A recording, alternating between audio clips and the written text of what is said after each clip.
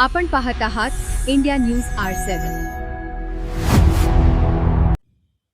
शिरूर पश्चिम पट्ट्यात अवकाळी पावसाचा तडाखा, अनेक पिकांचे नुकसान, महसूल कृषी विभागाकडून पंचनामे वेगाने सुरू. शिरूर तालुक्याच्या पश्चिम पट्ट्यात विशेषतः कवठे यमाईच्या मुंजाळवाडी ढगेमाता येडे बोराडे वस्तीत काल गुरुवारी सायंकाळच्या सुमारास झालेल्या अवकाळी गारांसह पडलेल्या तुफानी पावसाने जोरदार हजेरी लावत शेतकऱ्यांच्या पिकांना मोठा फटका दिलाय.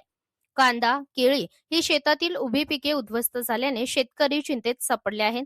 सध्या तयार झालेला व हाताशी आलेला गहू काढण्यात शेतकरी व्यस्त असतानाच अवकाळी पावसाचा फटका बसला आहे. दरम्यान महसूल कृषी विभागाने तत्परता दाखवत नुकसानग्रस्त क्षेत्राचे पंचनामे आज सकाळी 6 वाजता सुरू केलेत.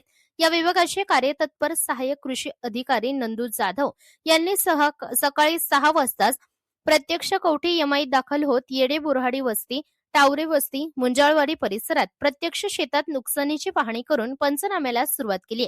आज दुपारपर्यंत सुमारे 90 पंचनामे पूर्ण करण्यात आल्याची माहिती जाधव यांनी दिली. या कामी स्थानिक ग्राममहसूल सहाय्यक लहू सांडभोर यांची मोठी मदत होत आहे.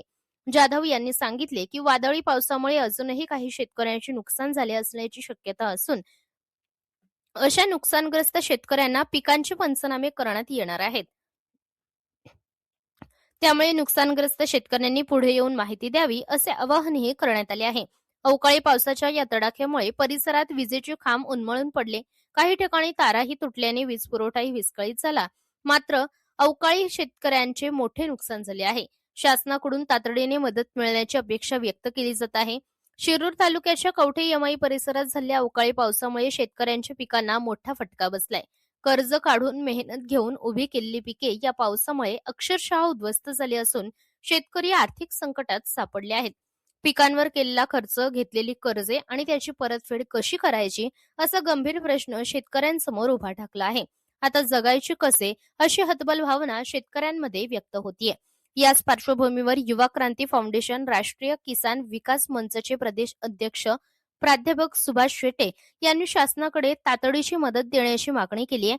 नुकसानग्रस्त शेतकऱ्यांचे पंचनामे पूर्ण होताच त्यांना त्वरित नुकसान भरपाई देण्यात यावी असे त्यांनी आवाहन केले आहे.